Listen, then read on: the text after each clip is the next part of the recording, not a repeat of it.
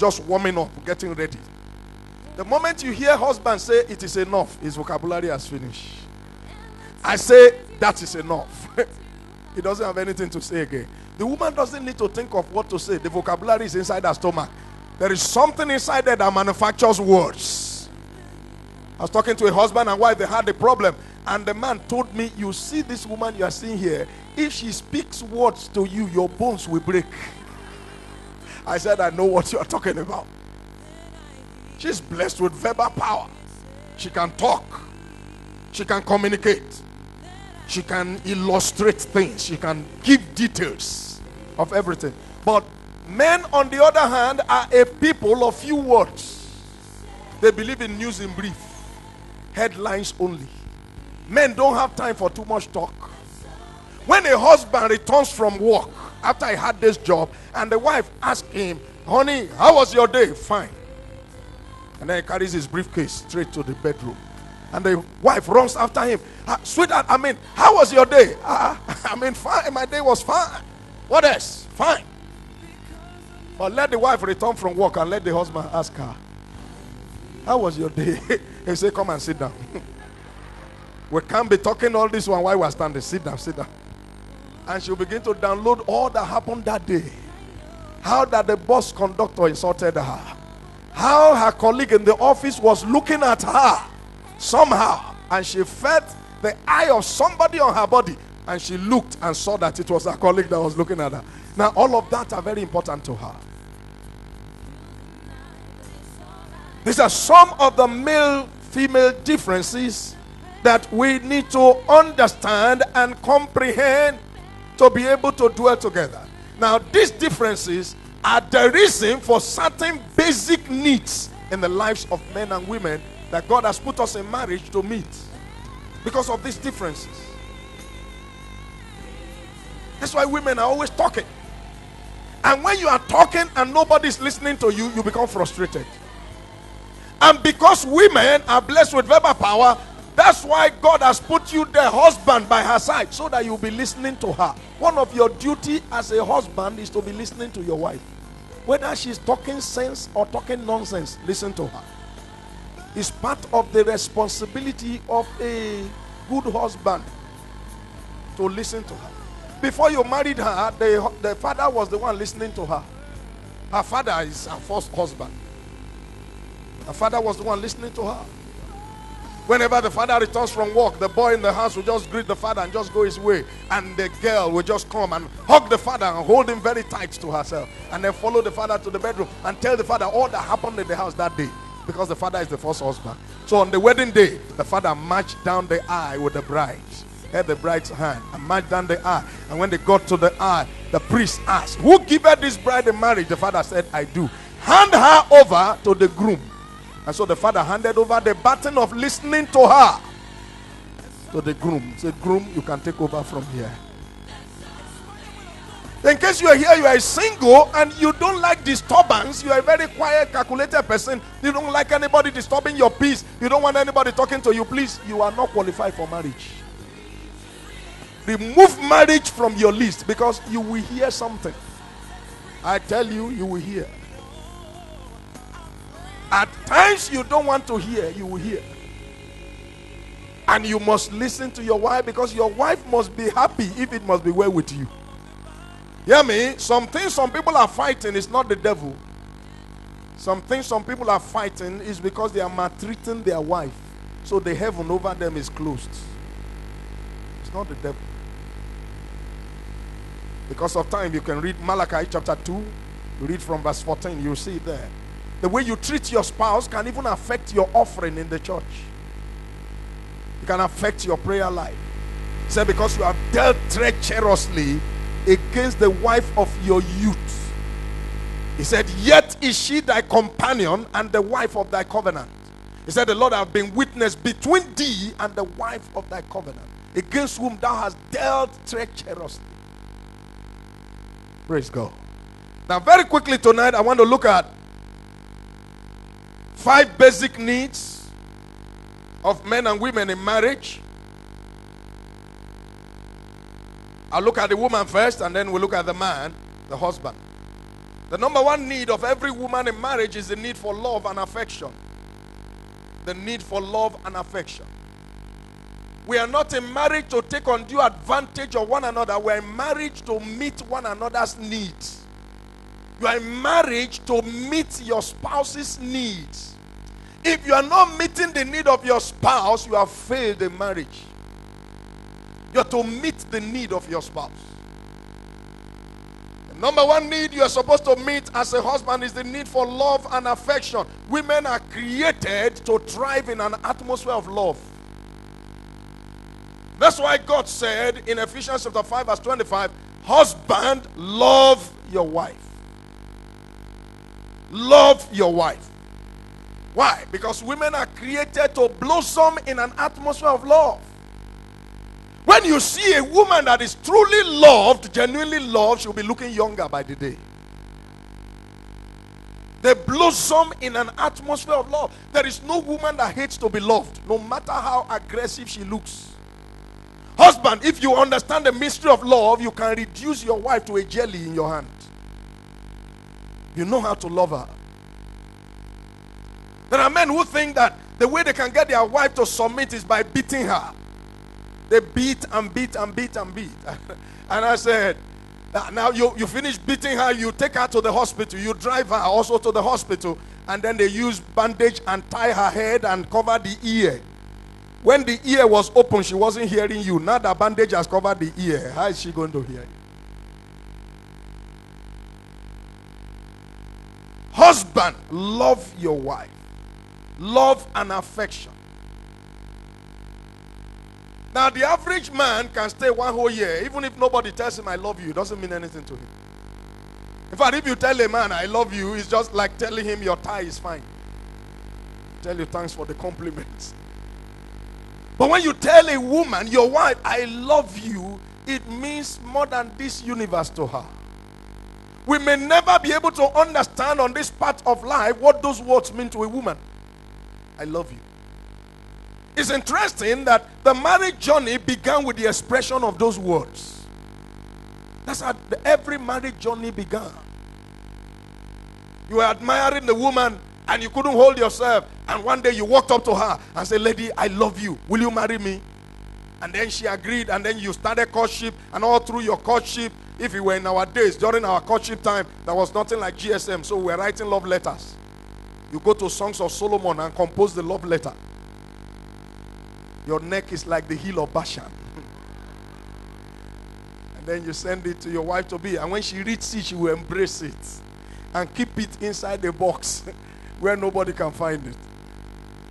I remember a brother in those days, he wrote 36 pages to the lady he wanted to marry. 36 pages, that's almost like a book. Now that's how the journey began. And all through courtship, you just kept expressing love. If it's in these days now, you send text messages and all kinds of things. You talk on phone for hours. MTN, midnight call. You talk and talk and talk. And that keeps the fire of love burning. Because you are expressing love. And then all of a sudden you get married. After the wedding day, you forget about expressing love. I see some couples and they say to me, Pastor, what I used to feel for my wife that time, I don't feel it again. I said, what is the problem? He said, I don't think I love her again. I said, love is not about feeling. Love is more than feeling. Love is a commitment to somebody's welfare. That's what it is. I said, besides, there was something you were doing that time that brought the feeling, and you stopped doing it. Start doing it again, the feeling will come back. There was something you were doing. You were taking each other out. If you are like me, I like ice cream. You go to ice cream joint and slop ice cream. You're going to eateries and going to places together.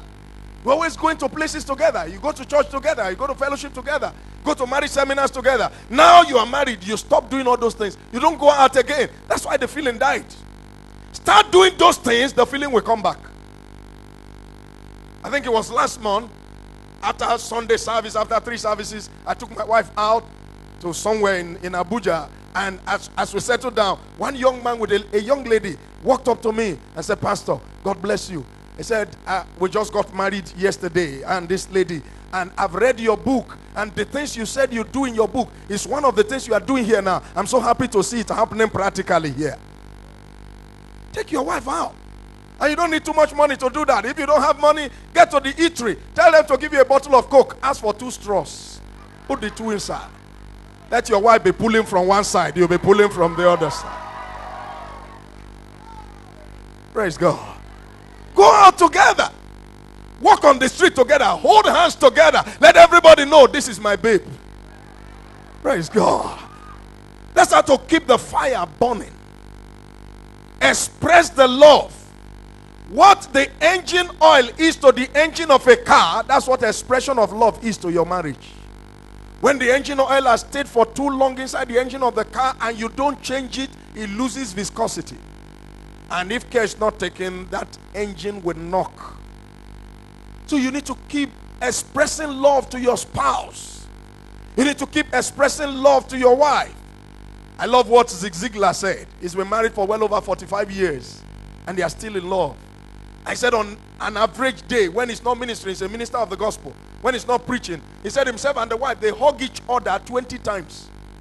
On an average day, in one day. And you can't be doing that if you are not in love. He said when he returns from outside and he comes back from work, he will horn, the wife will run out and open the door for him. And he will come out from the car, they will hug each other. They get to the front of the house, they will hug. They get to the hallway, they will hug. They get to the kitchen, they will hug. They get to the sitting room until they get into the Holy of Holies.